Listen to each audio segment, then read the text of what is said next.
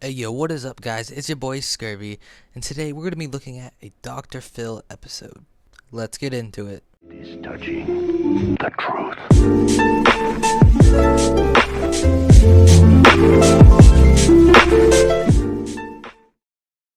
My 6-year-old granddaughter loved to play games on my cell phone. One day, my phone was missing. My granddaughter would not give me my phone back, and Janine would not tell her to give me my phone. Liz told my 6-year-old that she was going to call the police and have her arrested. I went to the neighbor's house and asked them to call the police. The neighbor called 911. When the police officer realized that nothing was going on, he said, "Had a nice day," and left. Dude, what kind of idiot calls the police on a 6-year-old? Like, yeah, it'd be different if he or she shot someone, but they took your phone. If you really can't take a phone away from a 6-year-old, I don't think you should have one. Also, you know this Karen is hiding some secret affair or something on that phone. At this point, my children have all told me that they don't want to have a relationship with their grandmother, and knowing how my mother acts and how dramatic she is. Look at how dirty the back of the windshield is.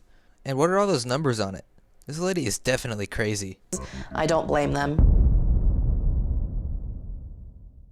You called the police on a 6-year-old because he wouldn't give you your phone back? I didn't call the police on a 6-year-old because she wouldn't give me my phone back.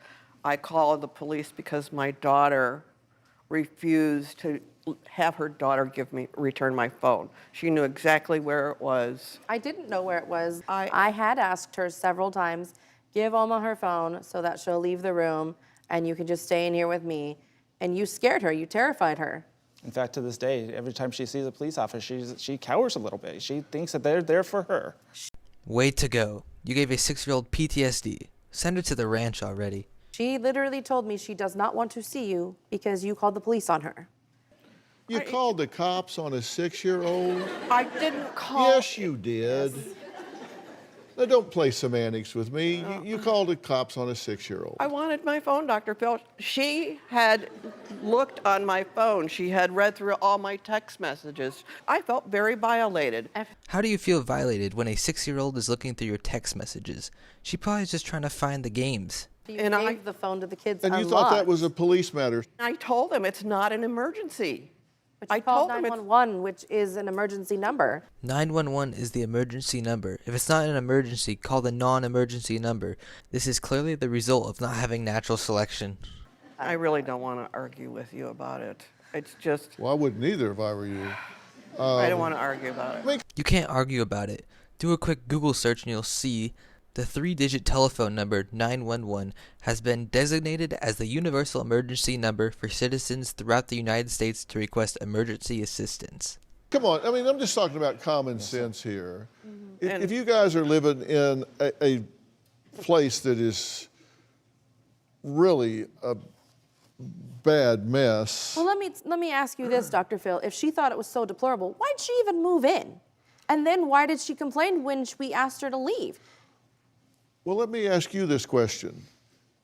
Why is the house in such bad array to begin with? It's not. It was in a mess because I was not feeling good at the time. Okay, but that does sound like an excuse. Of course she wasn't feeling good, so that's why it happened. Come on. But under normal circumstances, it's not. Now, come on, don't try to defend the No, I'm not trying to. indefensible. I'm just trying to defend. I'm just trying to be reasonable. There's two sides to Absolutely. this, and if the place is a pigsty, it's a pigsty. Hey yo, Dr. Phil, what is up with this camera shot? Like, why would anybody want to see people's hair? Nobody wants to see their dandruff and lice. Come on, man. Yeah, no, and again, it wasn't the best situation. You know, again, I was working. I was coming home after work, helping out as much as I could.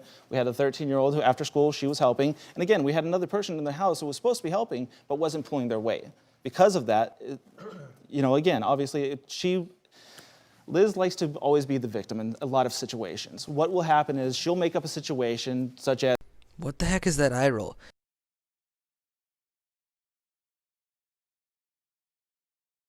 Is she trying to roll them back and find her brain?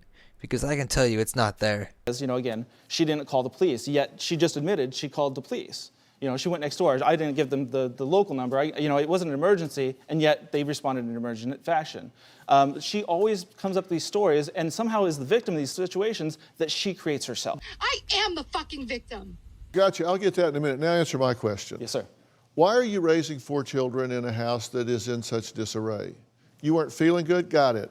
there are a lot of other people in the house, and you weren't an invalid. I aired those same grievances. I shouldn't be the only one responsible for picking up after everybody. So that is something that I aired my grievances with, including with Liz. And Dr. And Phillips. I have had my discussions with Nathan about it too. So, I mean, And you weren't helpless, right? no, I still got up and cooked dinners and took care of the kids. And Here's the problem I've got. And listen, this is just common sense. Dr. Phil, you're forgetting common sense isn't that common these days.